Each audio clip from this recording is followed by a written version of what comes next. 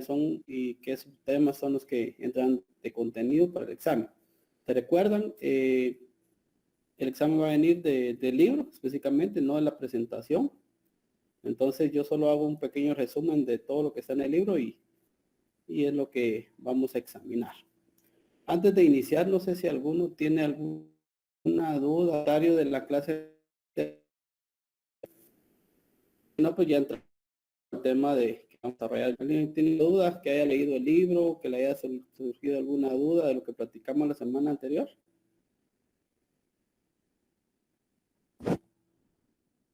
Hable hoy o cae para siempre.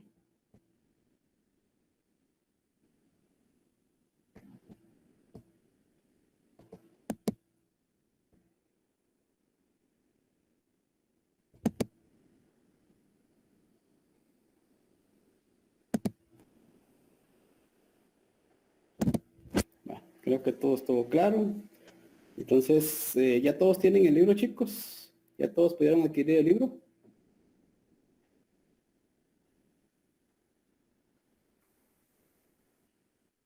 Sí, la mayoría ya lo tenemos. Gracias, Manuel, por la confirmación. Bueno, pues vamos a empezar a proyectar la clase de hoy.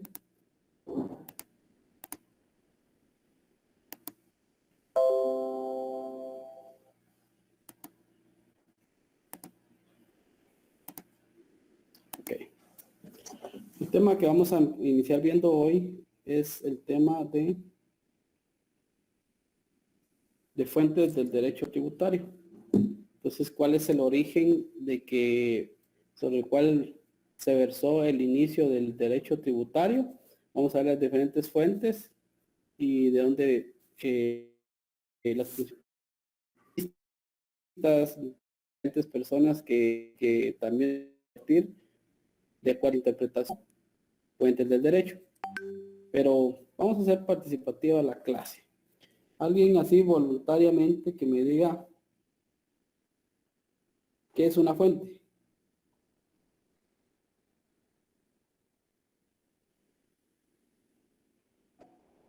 ¿Es de donde nace algo, Lee? ¿Correcto? ¿Alguien más? Es algo que da origen. ¿Correcto? ¿Alguien más?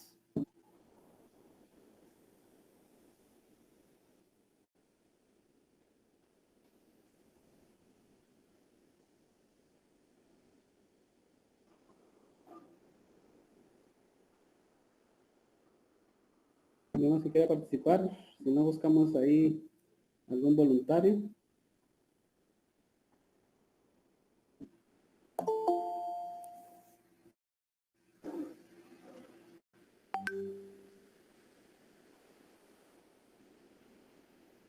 ¿Alguien más que nos quiera indicar qué es una fuente? Licenciado, es donde se origina algo. Exacto. Ahora veámoslo desde el punto de vista natural. ¿Qué es una fuente?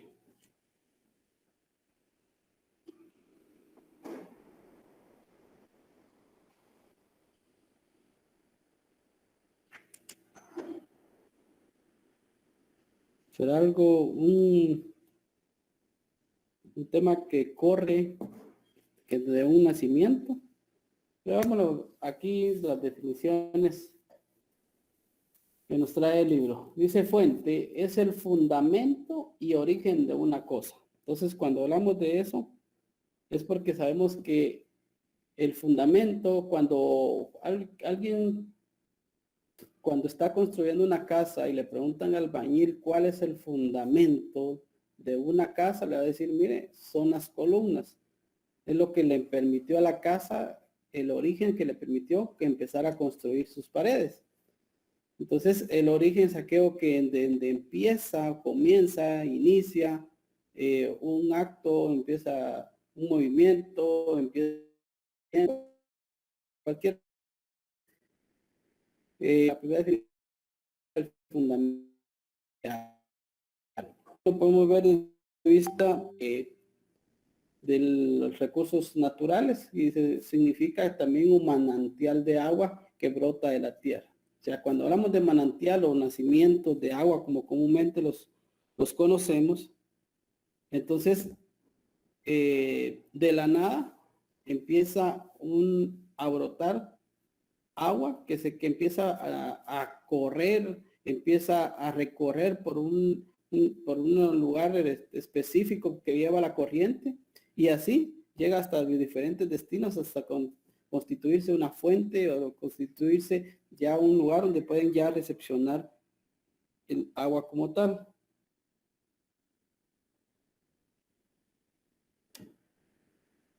Otra es el principio.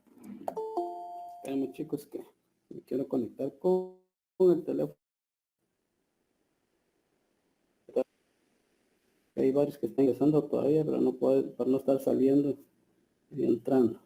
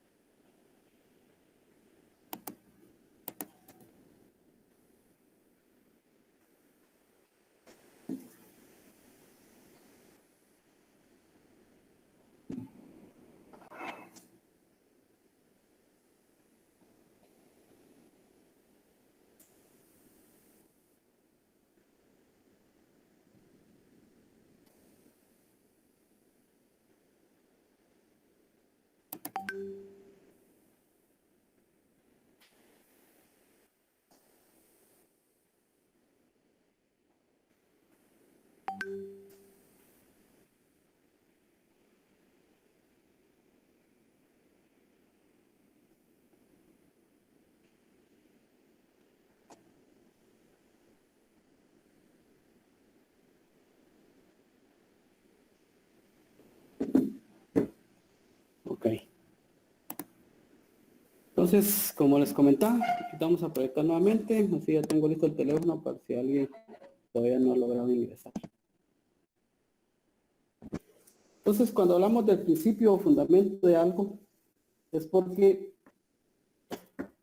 realmente una fuente, en este caso que estamos hablando de fuente del derecho, posiciona inicio, principio, fundamento u origen son las palabras claves que determinan lo que es una fuente. Veamos la definición de fuentes del derecho.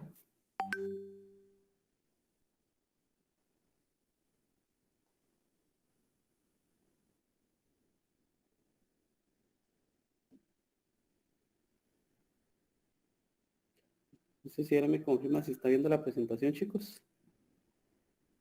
Todavía no le... Y ustedes que no me dicen.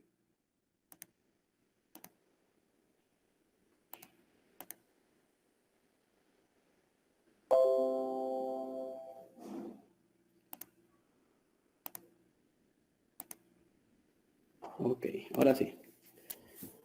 Entonces, cuando hablamos de definición de fuentes del derecho, dice que son fuentes del derecho el manantial donde brota siendo las fuentes ser como generador de derecho, como revelador del mismo, por lo que en sentido figurado se llama fuentes del derecho a las diferentes formas de manifestarse las normas jurídicas. Este tema de fuentes del derecho, pues ya es de su conocimiento, puesto que en el curso de Derecho 2, pues ustedes saben cuáles son las fuentes del derecho.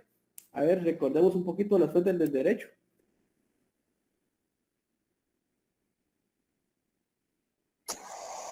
Si no estoy mal, creo que son las históricas, materiales y... Ay, sí, no me acuerdo cómo es la otra. Reales, creo yo. Tenemos Sí, las formales. reales, formales, las históricas, efectivamente. Entonces, esas son las fuentes del derecho que dan nacimiento a una norma jurídica. Entonces, para comprender el derecho tributario, tenemos que saber que tiene que existir una fuente que dio origen al derecho tributario. Entonces, para eso es necesario saber que en la aplicación de las fuentes del derecho tenemos las fuentes históricas, las fuentes formales, las reales y las materiales. Cuando hablamos de fuentes históricas, nos habla que son los medios o hechos generadores de principios, instituciones y normas que regulan la actividad tributaria del Estado. Son las que revelan lo que fue y ha sido del derecho. Entonces, ahí nosotros vamos a encontrar diferentes fuentes que dieron origen o acontecimientos o hechos como tal o instituciones que dieron origen a un acto como tal. Entonces, entre las fuentes históricas tenemos, por ejemplo, normas que sin ser, o por ejemplo, aquí les tengo el ejemplo claro de una norma histórica, una fuente de derecho. El decreto 2692 habla de ser puestos sobre la ley, ya es fuente histórica, puesto que fue la ley que dio origen a una norma tributaria como fue el impuesto sobre la renta. Sin embargo, se considera una fuente histórica porque ya dejó de existir, ya dejó de tener vigencia, ya dejó de tener la obligatoriedad que en esa ley como tal existió o el contribuyente está obligado en su oportunidad a pagar el impuesto de acuerdo a los artículos establecidos en dicha ley. Sin embargo, ahora el impuesto sobre la renta está regido y está obligado por medio del decreto 10/2012, la ley de actualización tributaria en su libro número 1. Entonces, como esto ya no está vigente, se considera una fuente de derecho histórica, porque fue la que dio vida al impuesto sobre la renta.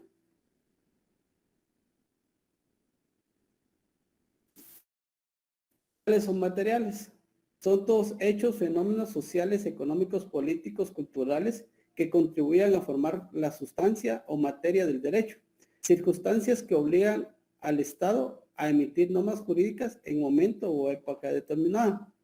Entonces, es cuando nosotros venimos acá y existe un momento aproximado para crear una norma o crear una obligación como tal. Más adelante vamos a ver cómo eran los derechos consuetudinarios. Cuando, por ejemplo, existen mucho en las comunidades rurales que tienen sus propias leyes. Entonces, en este caso, ahí la imagen que pueden ver ustedes, como 300 impuestos eliminados serán sustituidos por uno solo impuesto. La condición del país, ciertos actos económicos que sucedieron en 1983, de la de 300 se crea solo impuesto que fue el impuesto al valor agregado. Las fuentes formales son las fuentes obligadas y predeterminadas que deben de revestir los conceptos de conducta para poderse imponer socialmente en virtud a la competencia coercitiva del derecho. La fuente formal no es más que la reunión de una fuente histórica y la fuente real. O sea, tenemos lo que sucedió, las acciones, los hechos que están viviendo en la actualidad, promueven la creación de una ley tributaria. Entonces, una fuente histórica, un derecho histórico, pues lo podemos comprender nosotros cuando se cobraba un impuesto, pero únicamente lo establecía un señor feudal, lo decretaba un rey, mas no había un estado como tal. Entonces ya se había creado esa histórica cuando se ha dado soberano ya tenía el poder de poder decretar impuestos. Bueno, ya la necesidad de esa fuente real originó que se crearan las fuentes formales, que son las diferentes leyes que formulan o rigen todo el andamiaje tributario. Entre las fuentes formales tenemos la legislación, la jurisprudencia, la costumbre y la doctrina. Vamos a ver cada una de ellas. Cuando hablamos de la legislación, es la fuente formal más importante del derecho. Se define como conjunto o cuerpo de leyes que integran el derecho positivo vigente de un Estado. Miren qué importante, hay dos claves aquí que pueden formularse dos preguntas del mismo concepto. En primer lugar, la legislación es la fuente formal más importante del derecho. ¿Por qué? Porque a través de la acción, conjunto de leyes en el Estado para la exigencia, la observancia de todos sus ciudadanos, tanto en materia penal, materia tributaria, materia laboral, mercantil, civil. Cuando existe una ley, va a estar a través de decretada por el organismo legislativo, y al existir una ley ya aprobada por el Congreso de la República, esa es una ley formal por excelencia, porque vamos a ver las otras no tienen un carácter tal vez de obligatoriedad ante un tribunal, ante la administración tributaria, sino que por diferentes actividades de la vida social terminan creándose como una ley sin estar regidas, obligadas en un medio impreso. La otra parte importante dice que integra en su conjunto integra el derecho positivo vigente de un Estado. Cuando hablamos de derecho positivo vigente, son aquellas normas que en la actualidad todavía tienen la vigencia o obligatoriedad de cumplir y observar todo lo que en ella contiene. Por ejemplo, una ley positiva vigente es el decreto 10/2012, en su libro 1, el impuesto sobre la renta.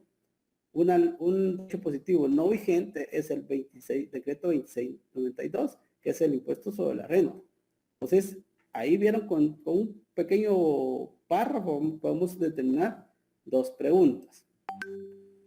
Es el proceso por el cual uno o varios órganos del Estado promulgan determinadas reglas jurídicas de observancia general, las que se da en el nombre específico de leyes. Entonces, ahí tenemos nosotros que claro que la legislación, la fuente formal está comprendida por las leyes que son decretadas y aprobadas por el Congreso.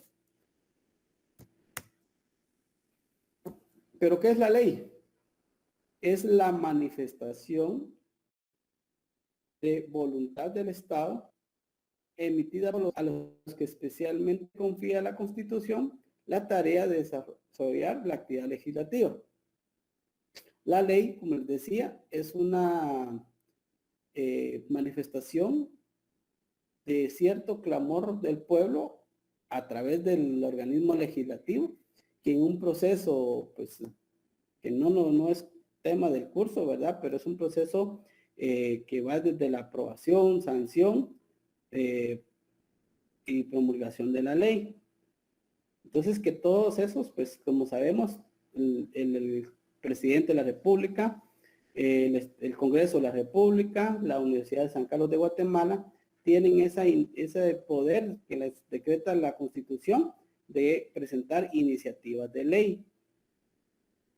Entonces, la universidad pues tiene esa potestad de poder dar una iniciativa de ley ante el Congreso, aprobación como tal. Sin embargo, esta actividad comúnmente la desarrollan los diputados en el Congreso de la República. Algo más importante que tenemos que conocer es la famosa pirámide de Kelsen, y es saber cuál es la ley suprema, y la ley suprema es la Constitución Política de la República. Si pueden ver ahí, este es el triangulito. Entonces, aquí para que no se les olvide, le vamos a poner aquí de nombre CORI, Constitución, leyes ordinarias, o sea, la C de Constitución, la O de leyes ordinarias y la RI de reglamentos o tratados internacionales. Entonces, para que no se les olvide el orden, recuerden siempre ese de CORI, ¿correcto? Y lo vamos a poner ahí en el chat para que no se les olvide. Así, cuando ustedes les pregunten cuál es la jerarquía constitucional de las leyes de acuerdo a la pirámide de Kelvin, van ustedes a decir, se van a recordar Cori. Leyes constitucionales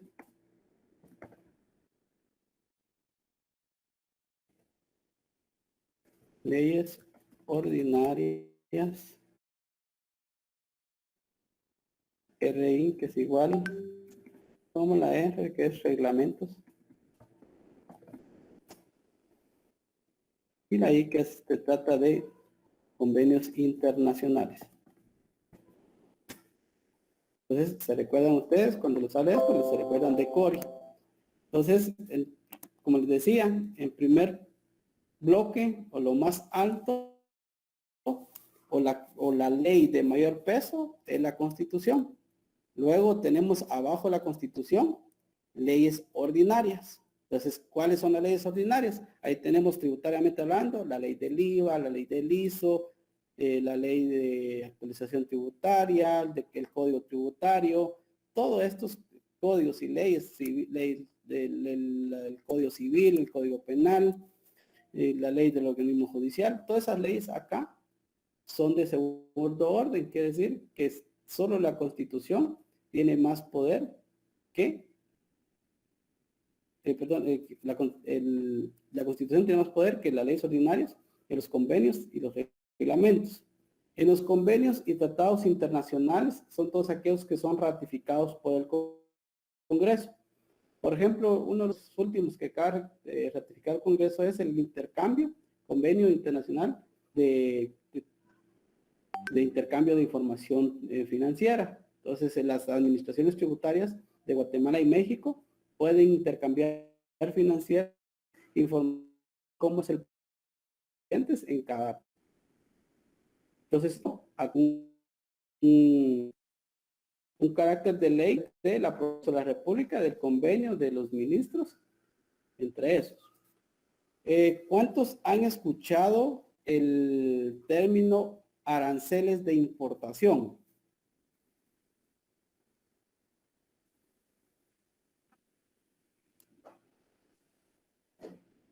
A ver, chicos, ¿quiénes han escuchado el término aranceles de importación? Yo, Luis. Adelante. Sí, es como un tipo impositivo que le ponen a los productos, ¿va? Y varían de acuerdo a su clase e importancia. Algo así, para tener la idea, mi estimado Marvin.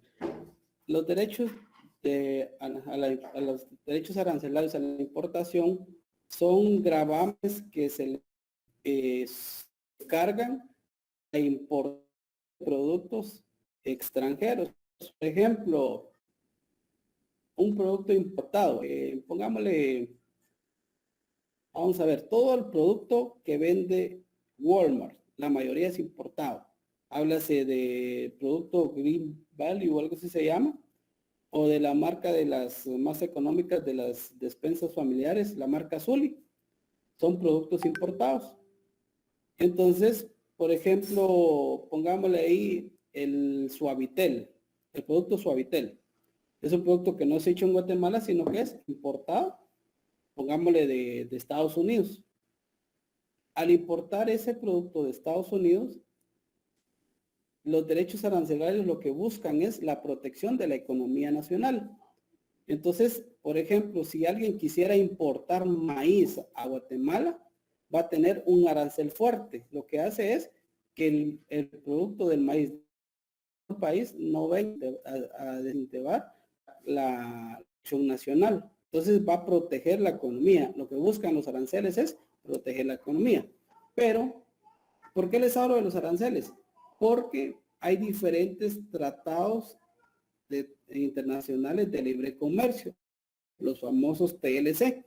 Entonces, esos tienen el carácter, la misma fuerza de jerarquía, reglamento. Entonces, los famosos tratados de libre comercio, por ejemplo, el Tratado de Libre Comercio entre Estados Unidos y Guatemala. Entonces, dicen, bueno, se ponen de acuerdo, mira qué productos van a ir sin aranceles y qué productos van a ir con aranceles.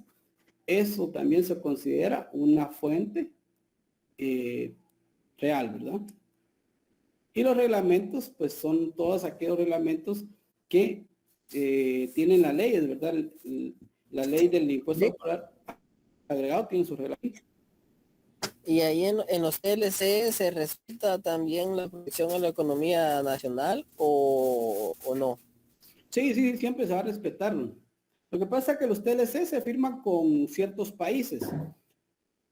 Por ejemplo, Guatemala tiene con Estados Unidos.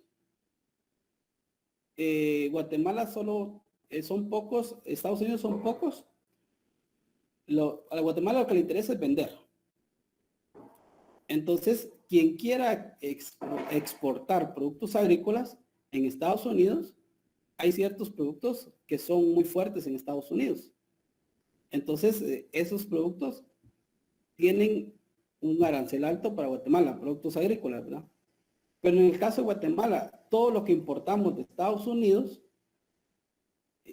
no lo fabricamos en Guatemala. Háblese, por ejemplo, denme ejemplos ustedes de algo que consumen a diario. Por ejemplo, el cereal cornflakes de Kellogg's. Ese no lo elaboramos en Guatemala.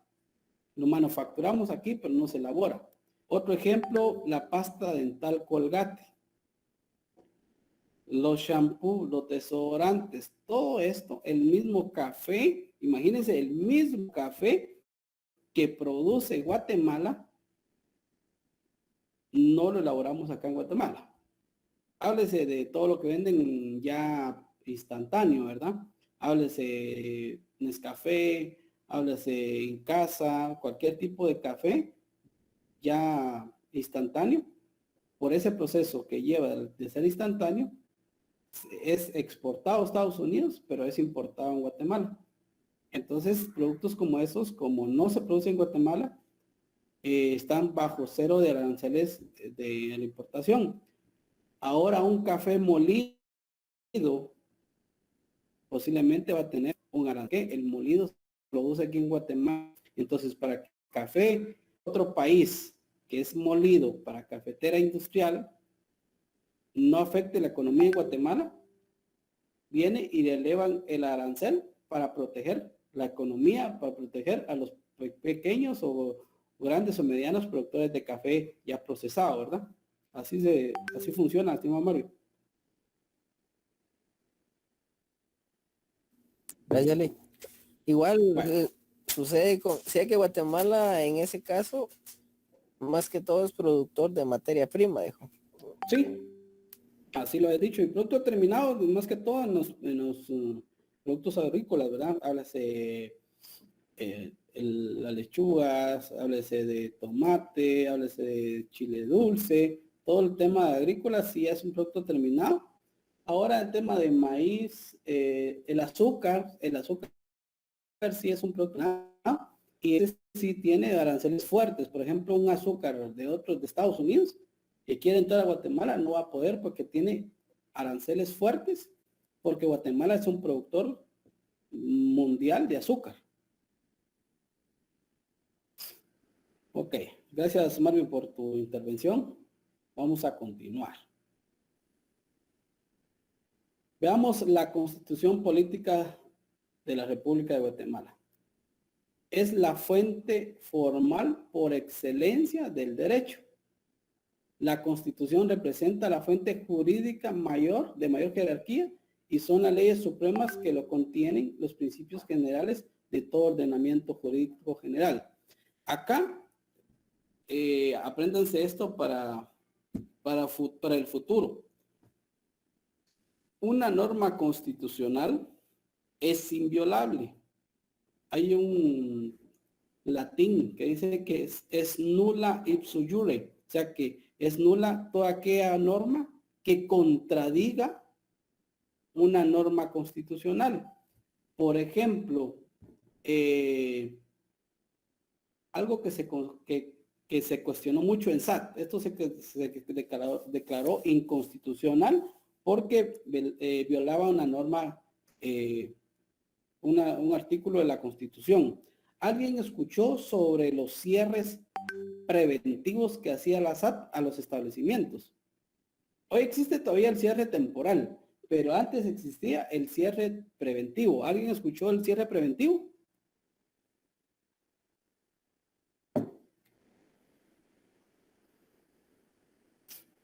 Escriban ahí en el chat si sí o no para saber si conocieron. El cierre preventivo. No, licenciado. ¿No? Ok. Ya van 5 que no.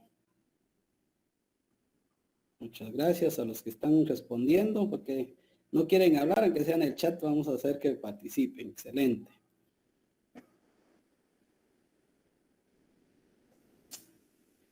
Excelente, Edwin. Edwin sí ha escuchado del cierre temporal. Ok. El cierre preventivo tuvo vigencia alrededor de unos 8 meses aproximadamente, hasta que vieron que se violentaba una norma constitucional y por ende pues decidieron ingresar una acción de inconstitucionalidad ante la Corte de Constitucionalidad, pidiendo que se declarara inconstitucional el artículo de la ley del Código Tributario.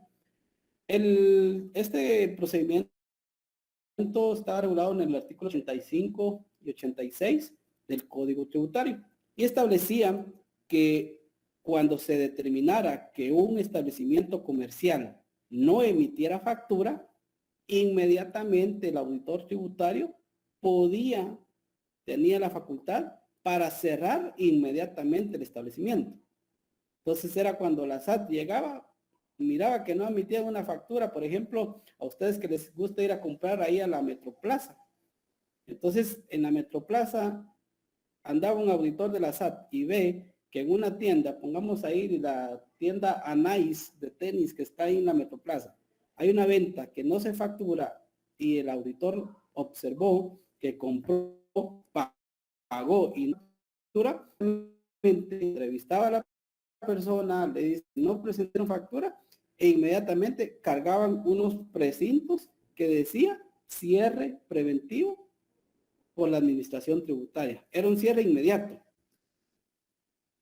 Mientras que el cierre temporal que está vigente ahora, se hace el mismo procedimiento, pero se va ante un juez a pedir el cierre. Mientras que antes la SAT era juez y parte. Sin embargo, de acuerdo al artículo 12 de la Constitución de la República de Guatemala, indica que el debido proceso debe vamos a buscarlo acá para que ustedes vean acá.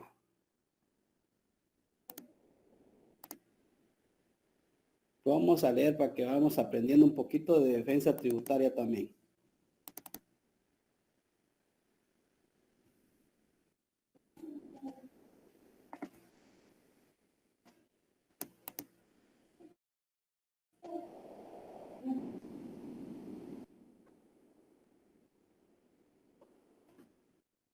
Ok. Derecho de defensa. Lo voy a ampliar para que lo puedan ver. Pueden llevar la lectura conmigo. Dice, el derecho de defensa. La defensa de la persona y sus derechos son inviolables. Nadie puede ser condenado ni privado de sus derechos sin haber sido citado, oído y vencido en proceso legal ante juez o tribunal competente y preestablecido.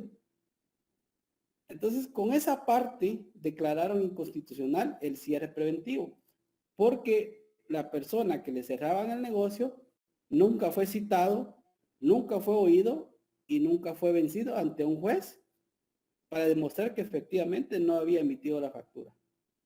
Entonces, eso es el poder que tiene la Constitución como norma jurídica y por eso es la fuente formal por excelencia, es la Constitución. Esa es pregunta de examen, así que anótenla por ahí. ¿Cuál es la fuente formal por excelencia del derecho? Es la Constitución.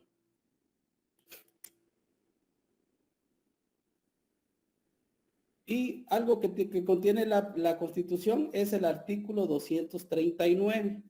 Y se refiere el 239 a que todo tributo tiene que tener como fundamento una ley que lo establezca.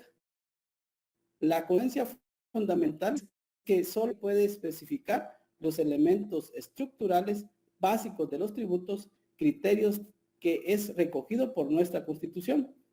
Y ahí hay otro latín, nullum tributum sine leye. O sea, quiere decir que es nulo el tributo si no existe una ley que obligue el pago del mismo. Entonces, estos son principios, como les explicaba hace un rato, los principios constitucionales, que son inviolables en materia penal, en materia tributaria, en todo. Es muy importante y más adelante vamos a ver cuáles son todos esos principios constitucionales en materia tributaria. Uno de ellos es el principio de legalidad. Y el principio de legalidad en el artículo 239 establece no solo que debe haber una ley, sino que establece las bases de recaudación. Quiere decir que debe existir un hecho generador. ¿Quién me puede definir qué es un hecho generador?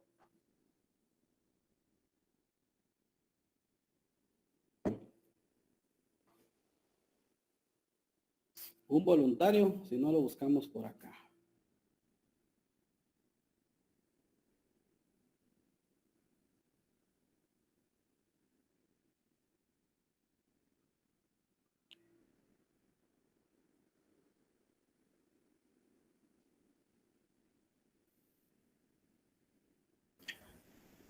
Si no estoy mal, que el suceso que tiene que ocurrir que se crea una ley. Recortando medidas, ¿nos podría repetir? No sé si escucha ahorita. Pues sí. Bueno, yo tenía entendido que es como el suceso que tiene que ocurrir para que exista una ley. Efectivamente, no una ley, sino más que todo la obligación, en el tema tributariamente hablando, de la obligación del pago de un tributo. Por ejemplo, ¿cuál creen ustedes que es el hecho generador del impuesto de circulación de vehículos?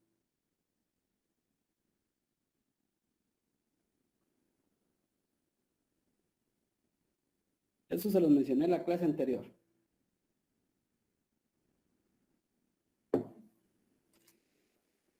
El hecho generador es tener un vehículo y circular. Solo con el hecho de tener un vehículo usted está obligado a pagar impuestos de circulación. Debe haber un hecho generador. Entonces, una ley también debe contener exenciones, deducciones y descuentos. Entonces, la ley también debe establecer todas estas partes, quiénes están afectos, quiénes están exentos, porque hay exenciones que la misma Constitución establece.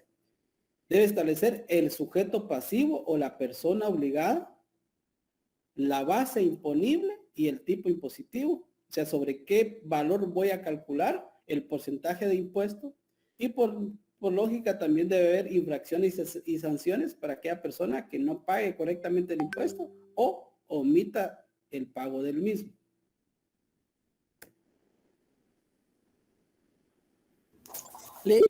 ¿Sí? Antes de que continúe, no me quiero quedar con la duda. Usted hablaba de juez y parte en la presentación anterior, ¿verdad? De la violación de la Constitución. Correcto. Me viene a la mente bufete jurídico de la SAT. Justamente es para más tributario. ¿No estaría ahí siendo como juez y parte por medio del bufete jurídico de la SAT? ¿O cuál es la función que actualmente desarrolla? No sé si usted nos podría No es resolver ahí. la denominación bufete. La Superintendencia de Administración Tributaria está integrada por diferentes, se les denomina en su organigrama como tal, intendencias. La entidad superior es el directorio de la superintendencia. Luego está el superintendente, que es el mero jefe, y abajo de él están los intendentes. Está el intendente, que es mi jefe superior, el intendente de fiscalización. Yo trabajo en el área de fiscalización. Y está la intendencia de asuntos jurídicos. La intendencia de asuntos jurídicos lo que hace es velar por el cumplimiento de las leyes cuando exista una violación en el término de un ilícito penal, que una persona haya cometido un delito, que una persona se resista a presentar cierta información. Entonces ahí no tenemos materia de acción como auditores. Entonces, por ejemplo, si yo detecto en la auditoría que un contribuyente compró facturas falsas o que tiene un proveedor que solo es de cartón, que solo lo crearon para facturas falsas, entonces allí yo determino ese delito. Sin embargo, yo no tengo las facultades para irlo a denunciar ante esto. Yo necesito un abogado. Si lo de un abogado es de la intendencia de asuntos jurídicos. Entonces, es ahí donde no actúa como esa parte, sino como un complemento en defensa de los derechos ya judiciales a través de la intendencia de asuntos jurídicos. O sea, al final actúa como como un asesor. Para poder sancionar a alguien que se resista o que se compruebe que está infringiendo las leyes, ya se debe llevar el caso a un juez civil. Correcto. Por ejemplo, ponerte un ejemplo, hablábamos hace un rato del cierre temporal. El proceso de fiscalización determinó que no existió una facturación. El auditor tributario levanta un acta, hace su informe y traslada el expediente a la Intendencia de Asuntos Jurídicos, porque ellos a través de un memo y tienen la representación de la superintendencia para ir ante un juez a denunciar o a un proceso legal. Por ejemplo, cuando un contribuyente no paga un impuesto y la SAT le notifica el pago, hay un proceso administrativo, es lo último que vamos a ver del curso, pero la SAT ahí le cobra y si el contribuyente está de acuerdo, paga, pero si no está de acuerdo, inicia el proceso administrativo. Entonces ahí están diferentes etapas y procesos y recursos, pero están de acuerdo o no paga, que ya la SAT tiene que ir a demandar por no haber pagado un impuesto. Entonces ahí el auditor ya no tiene esas facultades porque ya se hace a través de un mandatario especial que es un abogado de la Intendencia de Asuntos Jurídicos. O sea, ahí nos limitamos nosotros a conocer muchas cosas como auditores. Ok, claro, Elias. Ahora, entonces concluyamos, son las contenidas en el 89 de la Constitución Política de la República de Guatemala. Y vamos a dejar una tarea para que la suban ustedes durante el transcurso de la semana en la plataforma, y que es comentar cada uno de los artículos que son considerados como fuentes del derecho constitucional según la Constitución Política de la República de Guatemala. Si no estoy mal, están en el libro y ustedes solo tienen que comentar. Voy a verificar en el libro, que no me recuerdo si están ahí, o si no yo les coloco la tarea ya como tal en la plataforma.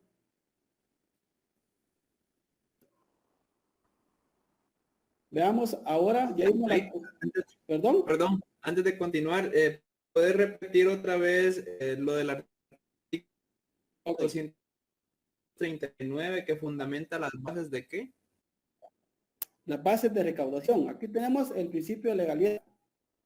El principio de legalidad nos habla que no existe tributo sin una ley. Por ejemplo, si yo les digo hoy, por recibir mi clase me tienen que pagar un impuesto de educación por 100 quetzales mensuales, ¿ustedes lo pagarían?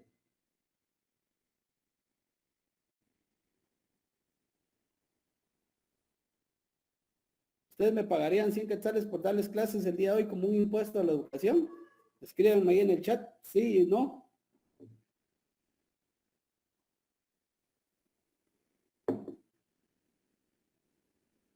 Bueno, solo una persona escribió que no, porque si no se los empiezo a cobrar ahorita. Yo digo que no. Ok, alguien voluntariamente que me diga por qué no me lo pagaría. Ahí alguien escribió. Porque no está regulado. Licenciado, Efectivamente, así es, porque no está normado en una ley que a ustedes les obliga a pagar el impuesto sobre esa educación, ¿verdad?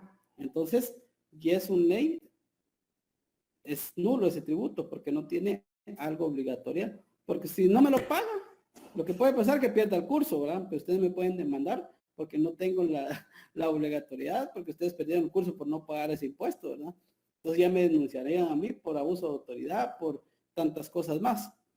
Entonces, eso no existe una ley y eso lo está regido en la Constitución en el artículo 239, que para que un tributo exista debe establecerse a través de una ley y debe contener por lo menos estas bases de recaudación, una ley. Por ejemplo, la ley del impuesto al valor agregado.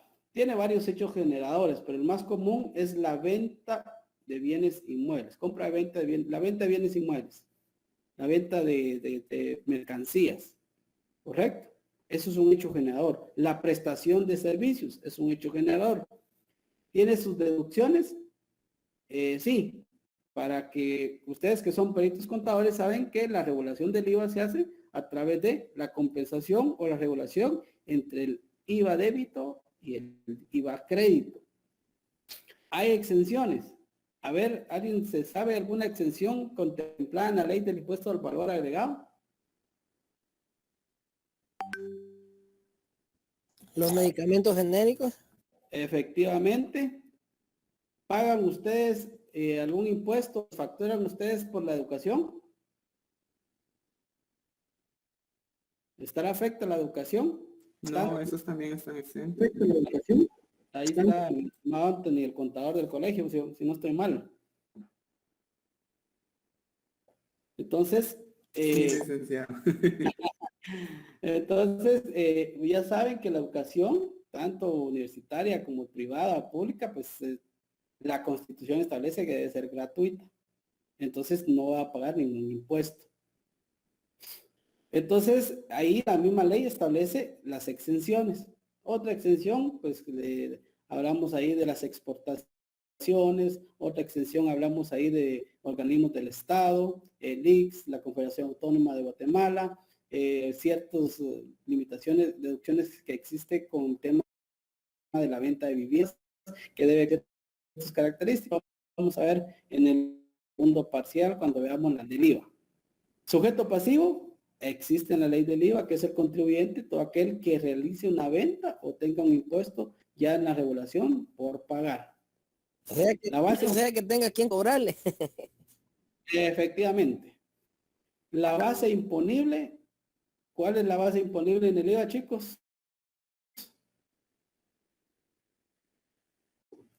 Así matemáticamente se sabe o no la base imponible.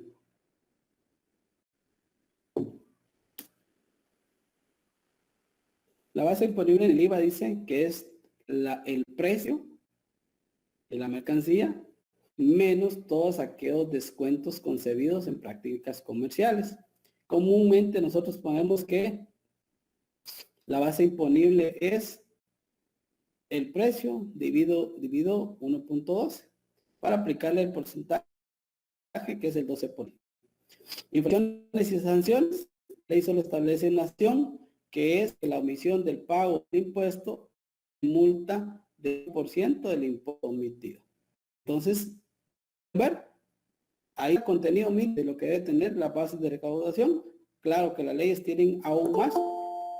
Eso es como el que yo les dijera, eso es el contenido mínimo que debe tener una ley. Entonces, porque si nos vamos, por ejemplo, aquí la base de recaudación no nos dice cómo debe ser el pago del impuesto, en qué momento. Pero este es el contenido mínimo que debe tener la ley, ¿correcto? ¿Estamos ahí, mi estimado? Ok, no me recuerdo quién fue me preguntó, pero vamos a continuar. Muchas Entonces, gracias. Ok, mi estimado Edwin. Entonces, ahora vamos a ver la ley ordinaria. Ya vimos la Constitución, ya vimos la sede código, ¿verdad? Ahora vamos a ver las leyes ordinarias. Dice que es el acto producido por el organismo legislativo de la República, cumpliendo con los requisitos para que el acto legislativo establezca la Constitución, que establezca la Constitución de la República y cuya constitucionalidad se encuentra sujeta a control en forma también dispuesta en la misma Constitución. En pocas palabras, las leyes ordinarias son todas aquellas que regulan la actividad del ser humano. No solo hablando tributariamente, ¿verdad? Porque ahí les puse otros ejemplos. Por ejemplo, si usted quiere comprar una casa, ahí se mezcla el Código Civil, se mezcla el Código Mercantil y se mezcla el Código Tributario. Entonces, hay un dicho muy conocido: yo puedo hacer todo lo que la ley no me exige. Entonces, lo que la ley no me exige, yo lo puedo realizar, ¿correcto? Entonces, una ley ordinaria comúnmente son las que nos regulan el diario vivir. Usted va a casar, ahí está el Código Civil, ¿verdad? Quiere demandar a un empleado o a un empleador, ahí está el Código de Trabajo. Quiere constituirse como una sociedad, ahí lo dice el Código de Comercio cómo y el Código Mercantil también cómo. Quiere vender una propiedad, que ya vamos a ver cómo es el tema de la venta de propiedades con efectos al IVA o a los timbres fiscales. O si usted tiene una empresa, quiere pagar impuestos, ahí usted sabe cómo quiere pagar. O si es auditor y quiere ejercer una defensa fiscal, usted sabe que en el Código Tributario establece todo el proceso administrativo tributario. Entonces, la Ley Suprema de la Constitución y abajo de la Constitución están todas estas leyes ordinarias para poder cumplir con la regulación de la actividad humana cada uno de nosotros. El ABC tenemos Constitución, leyes ordinarias y reglamentarias. Aquí vamos a ver cuáles son esas leyes constitucionales, porque no solo es la Constitución Política de la República, la Ley de Amparo y Exhibición Personal, la Ley Electoral y de Partidos Políticos y la Ley de Orden Público. Todas estas leyes tal vez se pueden confundir un poco, pero es la misma Constitución que indica que tienen carácter de ser constitucionales, a diferencia del IVA y el SR. Entonces, cuando ustedes vean, porque su forma de creación de esta ley fue a través de una Asamblea Nacional Constituyente. Mientras que las leyes ordinarias son emitidas o creadas por el organismo legislativo. Y los reglamentos son a través del organismo ejecutivo. Entonces, ahí tenemos el ABC de las leyes, cómo se crean y quién las crean y qué peso tienen en la jerarquía constitucional.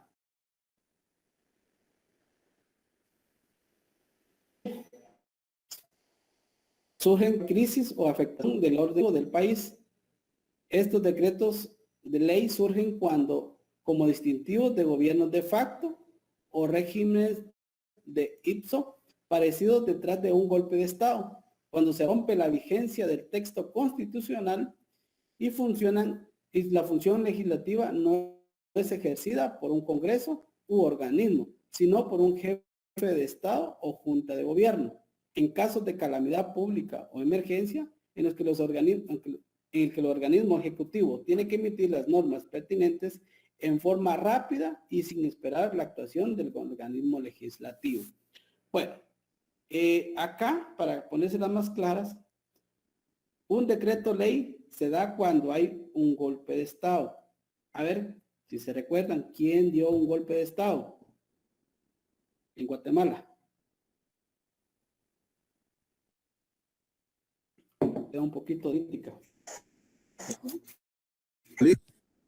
Efectivamente, Ríos Montt fue alguien que estuvo bajo un gobierno de facto, que dio un golpe de Estado. Entonces, al darse un golpe de Estado, se pierde las garantías constitucionales, se pierde el orden institucional, no existe un Congreso de la República, pero es necesario la creación de ciertas leyes. Por lo tanto, ahí tenemos dos ejemplos que sucedieron en el tiempo de Ríos Montt, que fue el decreto ley número 109, ley de hidrocarburos, y el decreto ley número 6, el Código Civil. Cuando ustedes van a ver esta ley, al final de cada ley aparece quienes crearon o promulgaron esa ley.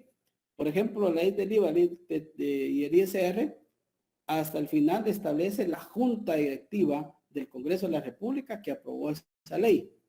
En estos aparecen aquellos jefes de Estado que estuvieron bajo el gobierno de facto o golpe de Estado. Entonces a veces son ministros, a veces son militares que firman dichos decretos.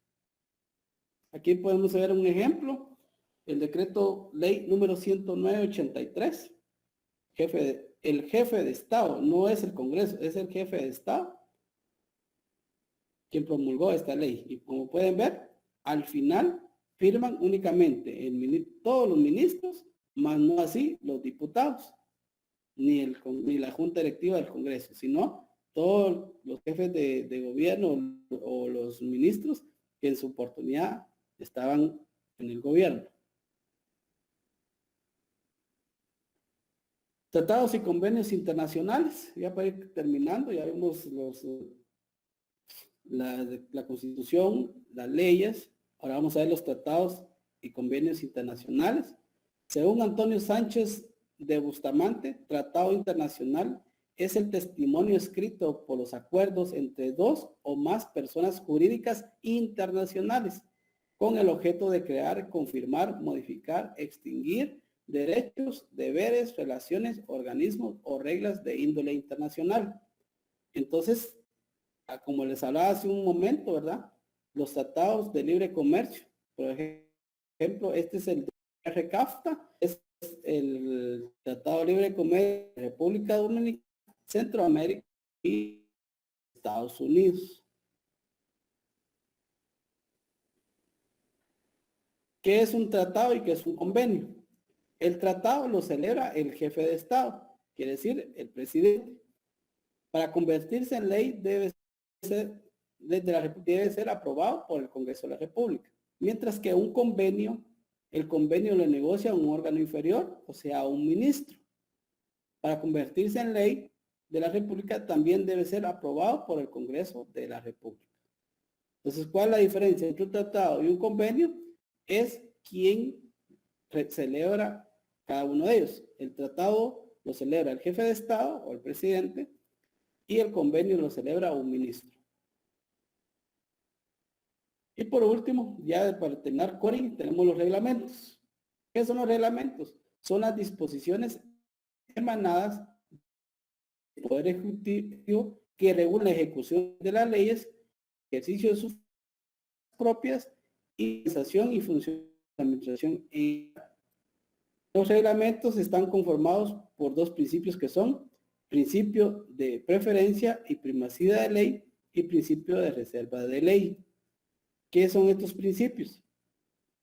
El principio de preferencia consiste en que las disposiciones contenidas en una ley de carácter formal no pueden ser modificadas por un reglamento. O sea, voy a leer el otro y luego les explico qué significa cada uno de estos. Y el principio de reserva de ley consiste en que conforme a la Constitución no hay materia que solo puede ser regulada por una ley. Es decir, no se puede crear tributo por medio de un reglamento. Ok. ¿Qué son los reglamentos? Voy a ser enfático en la ley del IVA. En la ley es donde se determina la obligación del pago de un impuesto, mientras que el reglamento establece todos los procesos o todas las aclaraciones o complementa algún artículo de la ley. Por ejemplo, la ley establece que está afecto al impuesto al valor agregado la primera venta de un bien inmueble. Ahora le pregunto yo a ustedes, ¿queda claro cuál es la primera venta de un bien inmueble?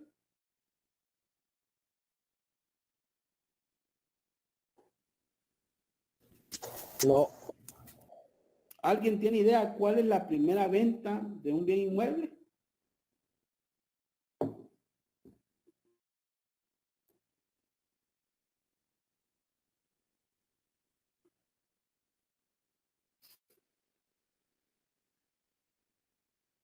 A ver, ¿alguien tiene idea? Escriban en el chat si tienen idea cuál es la primera venta. La de palabra. Eso fuera bueno, ¿va, Henry? La de palabra. Vamos a ver, ¿alguien tiene idea, chicos? Que escriban sí o no.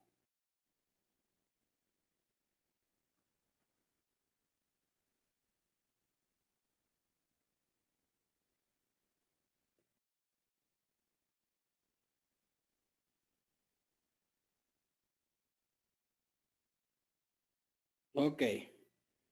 La primera venta, de acuerdo al reglamento, establece que es la que se realiza después de la primera inscripción en el registro de la propiedad. En pocas palabras, esto se lo vamos a ver ya detenidamente cuando veamos la ley del IVA. Por ejemplo, veamos estos cuatro, voy a poner un puntero por acá.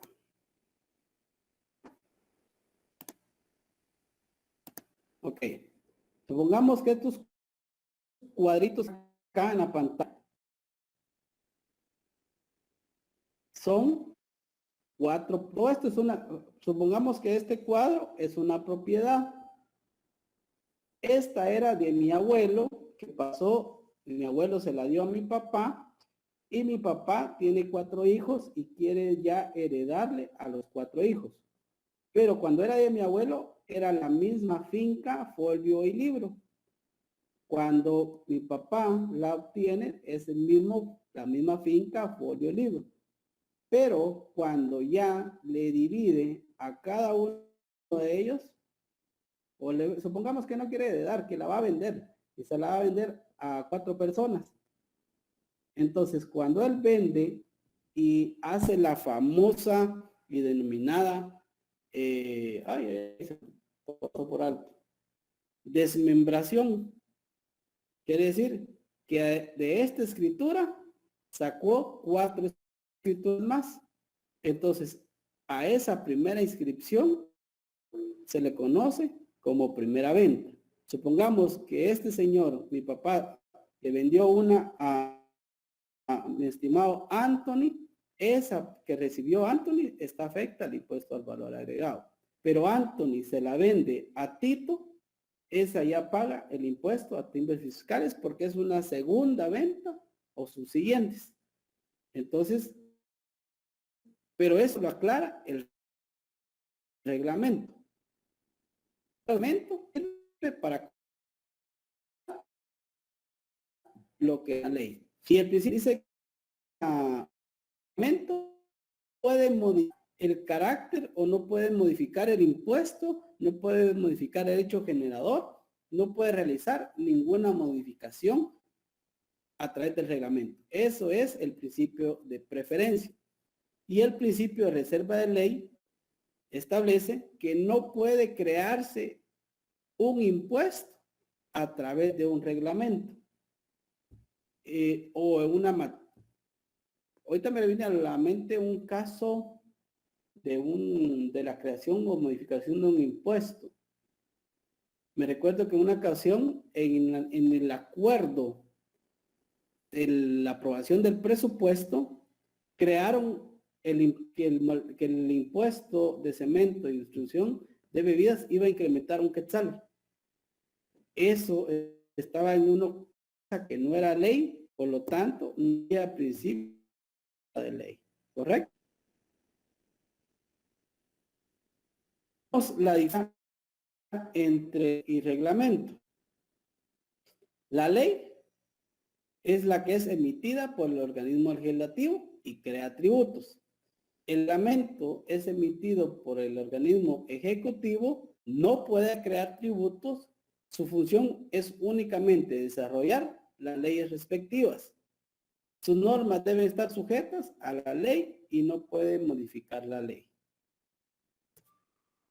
Ok, esas son las fuentes formales, las que acabamos de ver. ¿Alguna duda con las fuentes formales? Aquí ya la estamos viendo un poquito más a detalle y desde el punto de vista tributario. ¿Alguna duda?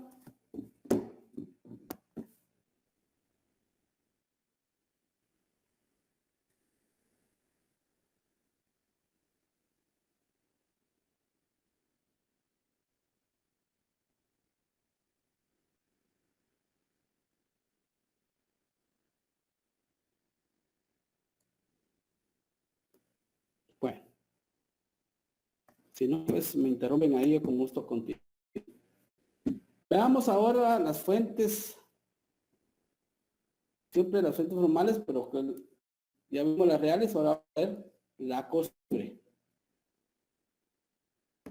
¿Qué es la costumbre? Define como uniforme y constante obligatoria, elaboradas por una comunidad social para resolver situaciones jurídicas.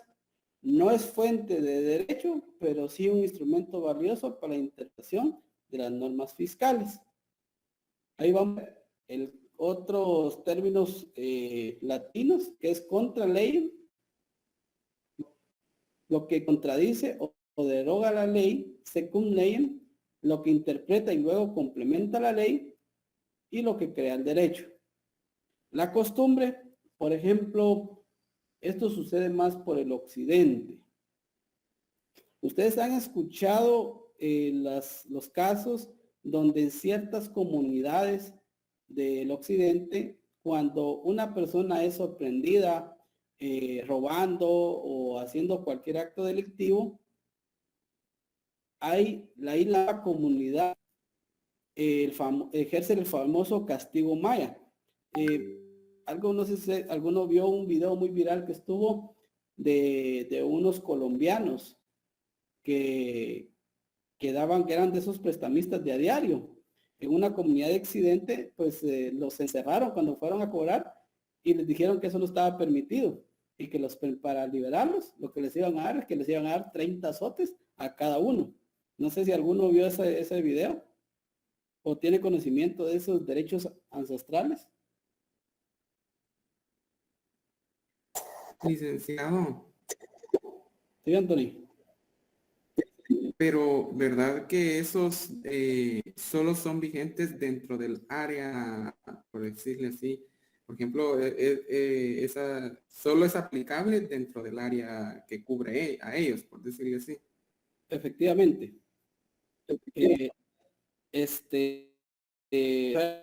Anthony de Jutiapa.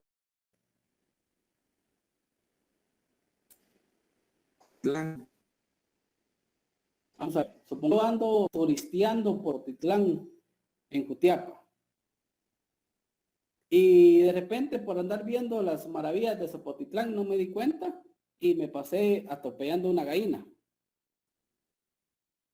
Y yo paro amablemente y digo, bueno, ¿quién es la dueña de la gallina? Y sale una señora, mires, yo soy la dueña de la gallina, pero aquí en Zapotitlán, quien atropella una gallina debe pagar 1000 quetzales. Y si no, le vamos a dar 50 latigazos. Entonces, definitivamente es algo fuera del ámbito legal, pero a veces las situaciones que como ya se rigen en ese lugar, es un apoyo mutuo entre el conglomerado social y no dejan salir a las personas. A veces es muy difícil que intervengas día. Entonces, son costumbres que se ven leyes en lugares. No aquí en Jalapa, pues aquí la mata y sale huyendo, o se la echa el carro y sale huyendo, ¿verdad? Pero eso es ponerle un poco el ejemplo de las costumbres, ¿verdad? La jurisprudencia son las resoluciones de los tribunales que por mandato de ley son de observancia obligatoria, no es fuente directa del derecho, pues su función radica en la interpretación judicial de las normas existentes. Son los tribunales encargados de dilucidar los conflictos que surgen entre contribuyente y el Estado en el país, tribunales de lo económico coactivo y el contencioso administrativo. La jurisprudencia tiene su efecto en que sí crea cierto principio o cierto hecho, porque establece que cuando existen 5 fallos de la misma índole, ya hace jurisprudencia, o sea, quiere decir que ya no se va a juzgar otro caso porque ya la corte lo ha fallado en 5 veces consecutivas. Por ejemplo, sigamos con el caso de, le voy a poner un caso muy similar. Para temas de crédito fiscal, hablamos de la ley del IVA. Ley del IVA tenemos que el que vende, la factura de ventas genera débito fiscal. La factura de compras, crédito fiscal. Supongamos que yo solo tengo ventas de 1 millón, una factura de ventas de 1 millón y una factura de compras por 1,5 millones. Pero cuando van a ver la factura de compra, compré 2,000 y sin embargo el criterio de la SAT es que como es una camioneta de lujo y yo lo que vendo son mangos, por ejemplo, no está vinculada a la actividad económica o al proceso productivo, sino que es para beneficio personal. Y así hay 5 casos más que están en la corte y la corte resuelve a favor del contribuyente los 5 casos. Entonces, un 6º caso, el juez va a decir, bueno, hubieron 5 fallos consecutivos de la misma característica, el 6º ya no lo conozco, simple y sencillamente digo que por tema de jurisprudencia le doy a favor al contribuyente porque ya fueron 5 casos juzgados idénticos con el mismo resultado. Entonces, no crea derecho, pero sí crea un proceso de no volver a conocer algo que ya fue juzgado. La doctrina. Ahí van a conocer a un par de elementos que estuvieron con nosotros en el Congreso el año pasado. A ver quiénes los conocen ustedes a ellos. Ahí pueden, si no quieren hablar, pueden escribir en el chat. ¿A cuántos conocen de los que están ahí? Yo solo a uno. ¿Quién? A los 2 de abajo. A Oscar Chile Monroy. Efectivamente. Efectivamente, los 2 estuvieron en el Congreso el año pasado. El doctor Chile Monroy. Y el segundo, el de abajo, el segundo, el de la derecha es el doctor Sarat. El primero es Fernando, se me fue el apellido. Fernando Cordón. Y el otro es Mario de Starac. Los 2 de arriba son 2 grandes abogados que Chile Monroy. Chile Monroy tiene una columna los viernes, si no estoy mal, en Prensa Libre. Y él habla sobre la interpretación que le da a ciertos artículos tributarios. Entonces, la doctrina se constituye un elemento útil para fijar la interpretación de la norma en una forma racional y ordenada, tratando de mantener la unidad del sistema tras resolver las que se presentan difíciles y controvertidas dentro de lo que es la legislación positiva. Son los estudios de carácter científico que los juristas realizan acerca del derecho con la finalidad de interpretar sus normas y señalar las reglas de su aplicación. No es fuente de derecho, pero sí lo reconocen como una especial importancia en la innegable aportación que hace el derecho tributario. Por ejemplo, estoy hablando de lo conocido aquí en Guatemala, pero hay muchos expertos tributaristas y las mismas cortes en sus sentencias dicen, como lo establece el doctor Chiles Monroy, la obligación tributaria es el vínculo jurídico entre el sujeto pasivo y el sujeto activo, es decir, el contribuyente y la administración tributaria que en representación del Estado. Entonces ya su interpretación se establece a través de la sentencia. Por ejemplo, el doctor Fernando Cordón en su obra literaria tal establece, o en su diccionario jurídico establece, que primera venta es aquella que se realiza luego de haber realizado la primera inscripción en el registro. Por tal situación, esta honorable sala o el juez tal y tal, basada en la interpretación de tal persona, resuelve a favor de la administración tributaria el caso que se está ventilando. Entonces, al estas personas darle interpretación jurídica a las leyes, crean cierta doctrina, que no es ley, pero sí de mucho apoyo para los magistrados y jueces tributarios. Entonces, esas eran las fuentes reales. Hoy vamos a ver las fuentes formales del derecho tributario. Son las únicas fuentes formales directas del derecho tributario, son las escritas.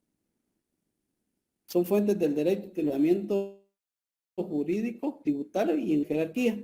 Entonces, volvemos a hablar ahí de las leyes, ¿verdad? Disposiciones constitucionales, leyes, tratados, convenios internacionales que tengan fuerza de ley y los reglamentos. Otra vez ahí el resumen de Cori, ¿verdad?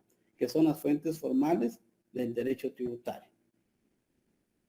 Principio de legalidad, ya lo habíamos visto en su oportunidad, que es que todo el tributo debe estar establecido en una ley determinada. ¿Alguna duda con las fuentes del derecho?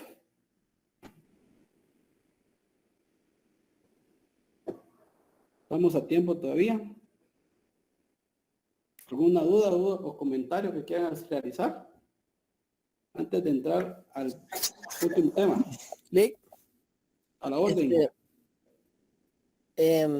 Las interpretaciones que realizan sobre todo los doctores se llaman, ¿verdad? Los que tienen un nivel de validez,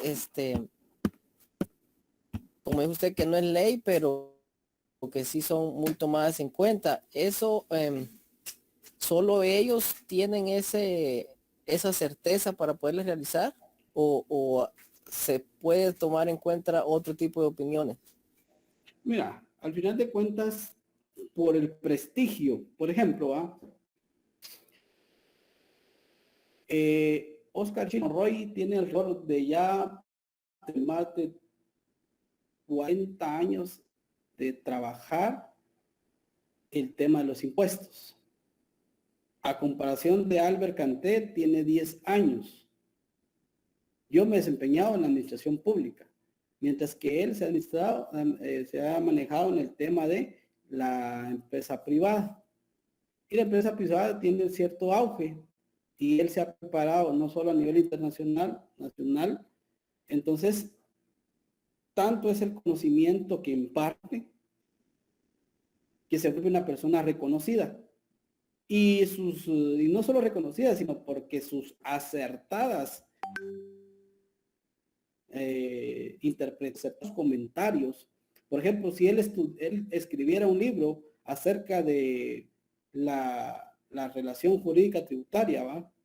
Entonces cualquiera en su defensa, una persona que está defendiendo a un contribuyente puede decir, bueno, de acuerdo con la definición de relación jurídica tributaria en la obra literaria Los impuestos y más del doctor Chiles Monroy, el cual establece tal que el vínculo jurídico y empieza a tallar, ¿verdad?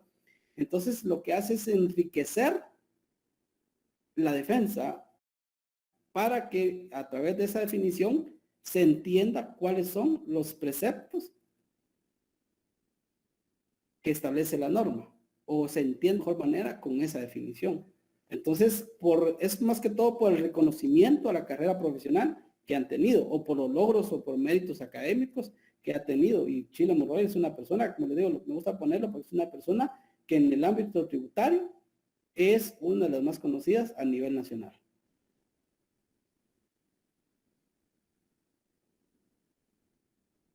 ¿Vamos ahí, Marvin? Sí, Lick, gracias. Ok. Vamos a ver creo que es el último tema. Interpretación de las leyes tributarias. Solo voy a medir cuánto me faltan para medir el tiempo, chicos. Ya casi estamos por finalizar. Interpretación de las leyes tributarias. Interpretar una norma jurídica significa establecer su verdadero sentido y alcance. La interpretación no es nunca la letra de la ley. La ley no tiene, es objeto de la realidad, no el texto legal. Los artículos 3 y 4 del Código Tributario indican la aplicación, interpretación e integración de normas tributarias se hará conforme los principios establecidos en la Constitución Política de la República de Guatemala, que es la interpretación de una ley. Vamos a poner un pequeño ejemplo. Por ejemplo, algo que sirve de mucho, incluso se habla acerca de intérpretes, es los mensajes con a señas, ¿verdad? Por ejemplo, hay un lenguaje de señas. Yo creo que la letra I, algo así es. Entonces van haciendo alguien que lo ve, que no puede hablar y realiza la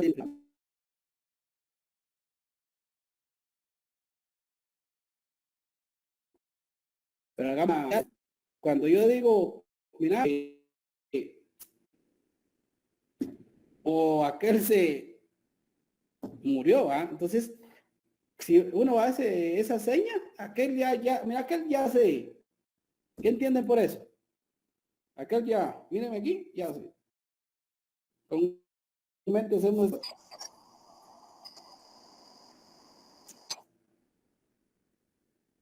Si yo dijera, Anthony, ya se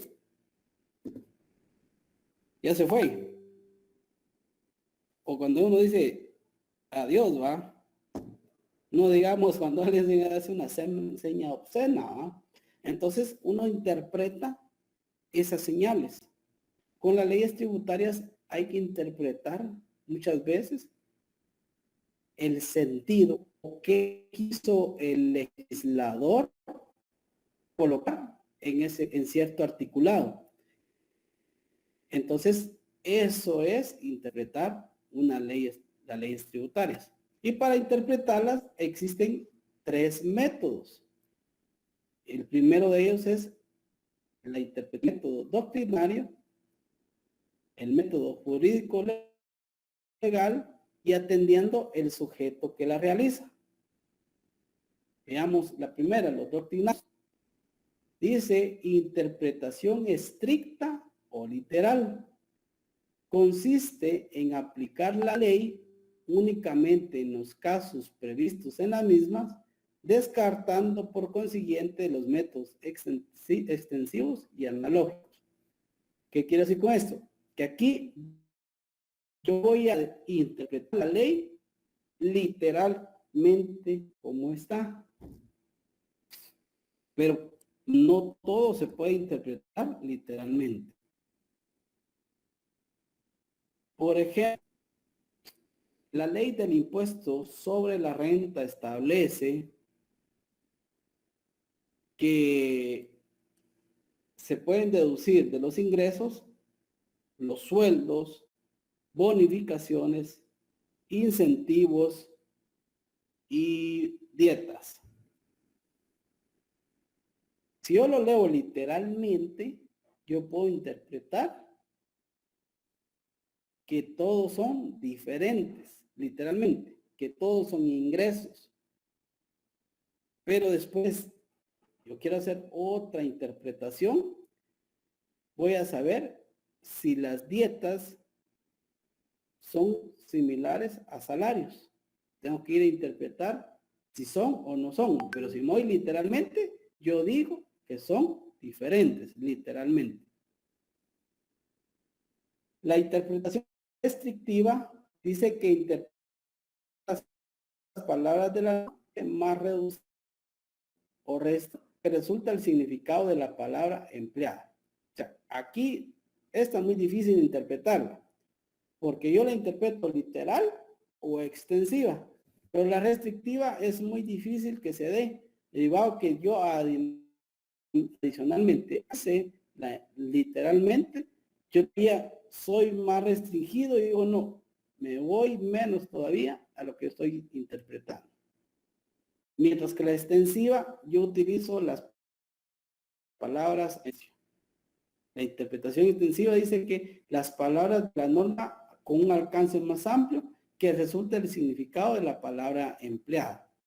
Entonces, es ahí cuando nosotros hablamos y entendemos la ley conforme a nuestro beneficio, porque yo digo, esto es más amplio, o sea, los salarios, eso entra cualquier salario, no necesariamente debe estar en planilla, sino que una hora extra, una propina, todo eso pues se considera salario. Entonces yo estoy haciendo una interpretación más extensiva de lo que está establecido en la ley.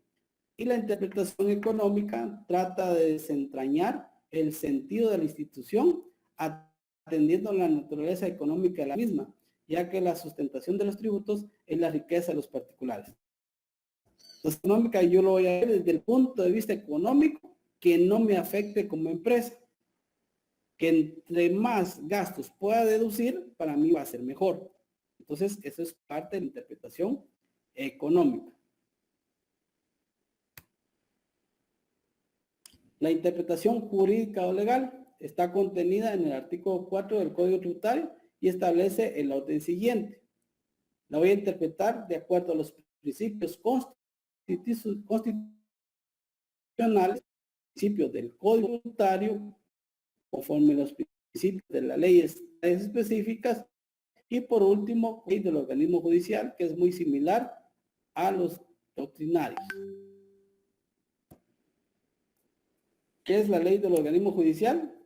El método gramatical, que es igualito al método interpretativo literal. El método integral es cuando yo utilizo varias leyes para interpretar un artículo como tal.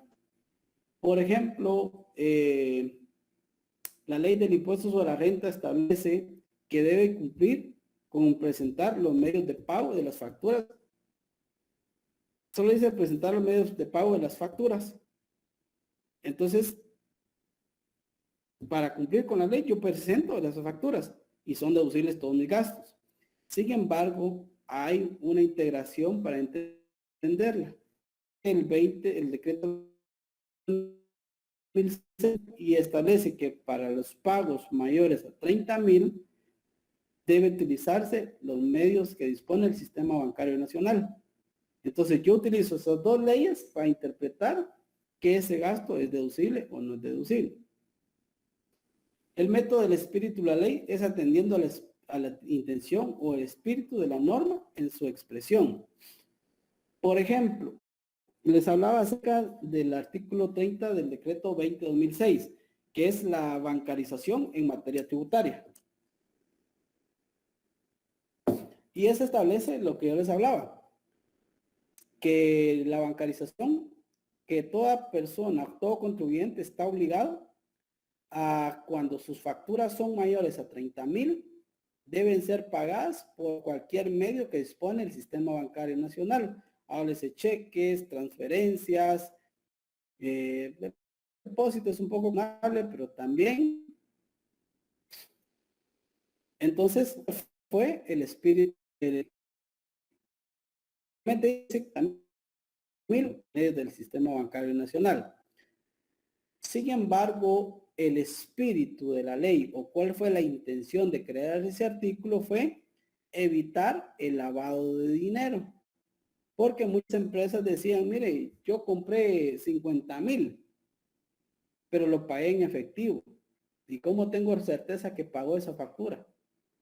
Que solo le está deduciendo su gasto. Entonces no tengo. Entonces muchas veces había lavado de dinero ahí a través de la simulación de compras. Entonces no, vamos a utilizar el sistema bancario. Si efectivamente Álvaro Canté pagó 30,000 quetzales y se los pagó a José o a Tito, se los pagó y se los pagó con un cheque. Entonces ya ahí podemos ir a ver que efectivamente no es un lavado de dinero, porque salió de mi cuenta bancaria, había un documento que era un cheque y fue cobrado y depositado a la cuenta del beneficiario. Pero si nos vamos al espíritu de la ley, ese era. Pero y entonces, ¿qué pasa si no la cumplo? ¿Será que soy alguien que está lavando dinero? No. El método histórico se vale atendiendo todas las que rodean el momento de la sanción de la ley para desempeñar el pensamiento lógico del legislador. Entonces aquí nos vamos a ver cómo era antes, cómo se interpretaba antes. Esto va cambiando conforme van diferentes en el ámbito tributario. Método analógico. Compara un hecho anterior de un caso u objeto de interpretación y de ahí obtiene la conclusión. Entonces aquí, bueno, como aquel día se resolvió de esa forma, yo voy a resolver de esta otra forma. O de la misma manera. Esos son los métodos de interpretación. Y la interpretación, atendiendo al sujeto que la realiza, tenemos la primera que es auténtica, o sea, la interpretación que el propio legislador cuando hizo la ley o cuando creó el artículo en especial. La judicial, la que interpretan los tribunales de justicia, todos los jueces, esa se llama interpretación judicial. La doctrinal, la que realizan todos los tratadistas, doctores en la materia y cuestiones judiciales, por los jurisconsultos. Y la administrativa es la materia en materia tributaria, mucha importancia, dada la práctica, se da la misma, es la que realiza la SAT. Cómo la SAT interpreta la ley para hacer sus auditorías y realizar los reparos de acuerdo a lo que realizaron en su auditoría. Y por último tenemos la integración de la ley.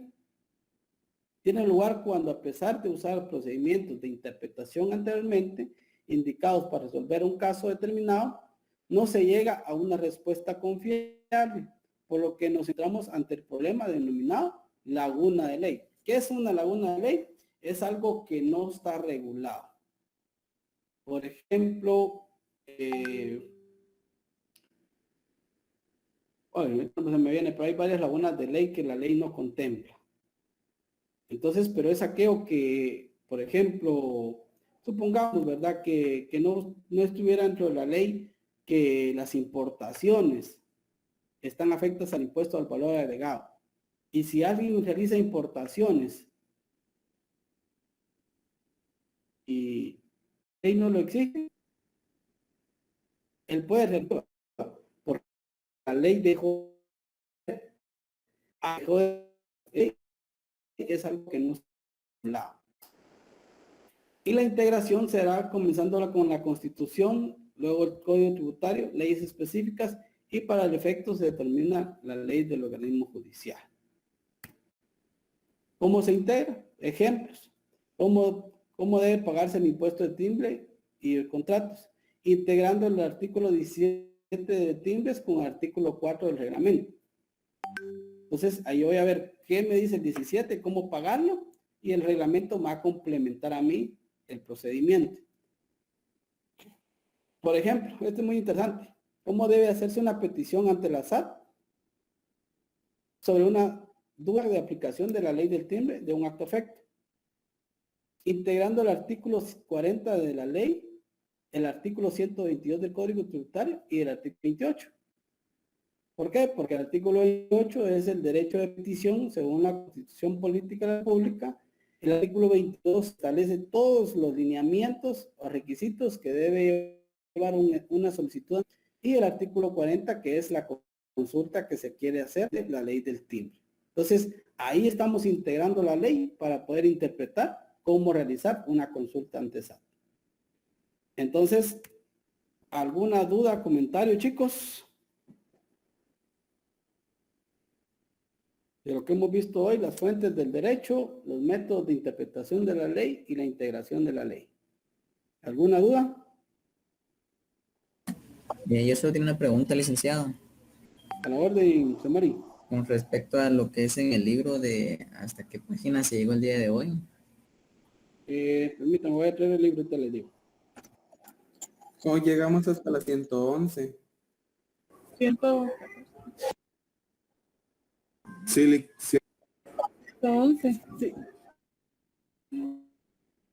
Sí, va a variar dependiendo de la vez, pero yo lo tengo, Ah, sí, gracias compañeros. sí, hasta la 111. En algunos libros, algunos pasas como una página de diferencia, pero hasta la 111. Entonces, hasta la 111 entraría la teoría para el examen parcial. En el libro se ve bastantito, ¿verdad? Solo déjeme ver lo de la Incluyendo las nociones de derecho tributario, ¿verdad, Lick? Porque eso creo que no la impartió usted.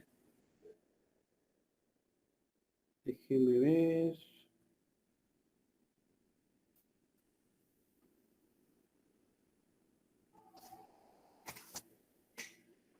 Lo de la tarea sí está en la página 80, chicos.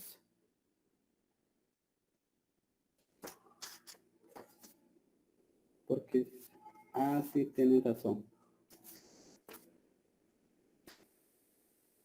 Pero como tenemos poco, sí la podemos, tenemos 20, podemos verla, entonces vamos a ver para que no nos hayamos saltado. Es que esa la tengo unida con otro, entonces por eso me pasé. Ahorita la vamos a ver.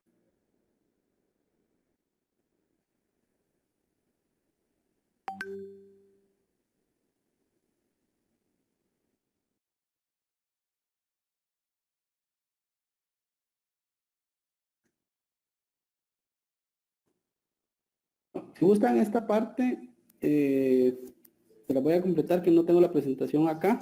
Se las completo la próxima semana, previo a entrar al tema de la ley de timbres.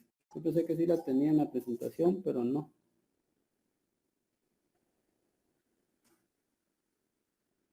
sí, como igual este tema todavía le da tiempo explicarlo, como todavía no toca su examen, sino que hasta el 19. Entonces, pero como es poquito, voy a ser breve de explicarlo en el próximo sábado en cuestión de 10 minutos y luego vamos a entrar al desarrollo de casos prácticos. Ok. ¿Alguien más que tenga alguna duda o comentario de lo que han visto hoy? Les sugiero ahí que lleven la lectura y si no, pues que durante la semana ustedes puedan leer detenidamente, digo, para que pues si hay algo que no les quedó claro, pues todavía tenemos la próxima semana por si tienen alguna duda o comentario. Entonces, les voy a compartir en la plataforma, en el área de recursos, la ley de timbre, la ley del IVA y el ISR. Y el ISR nada más, código tributario casi no nos da tiempo de verlo. Para que tengan ustedes ahí para la próxima clase.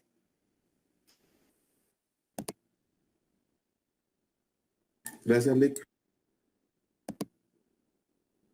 Ok, solo me dan unos minutitos para mandarles el link de la asistencia.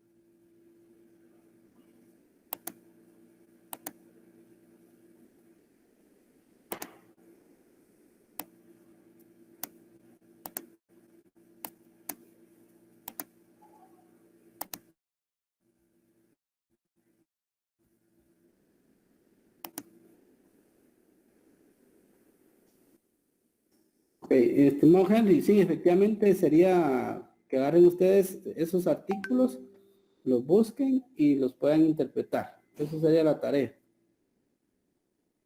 Miren, como es tema de interpretación, lo voy a dejar a que lo hagan a computadora. Pero voy a leerlos ahí para que ustedes no anden ahí con el copy-paste. ¿Oyeron? Entonces, ahí les compartí el link de la asistencia, chicos. No se les olvide llenarla, porque saben que aquí eso es lo que me sirve a mí en el portal, en la plataforma, la que fecha es, pero de repente la dejo para viernes o sábado. Gracias, Eric. Feliz tarde. Feliz tarde, Link. Feliz tarde, Nick. Tarde. Feliz tarde, Nick. Feliz tarde.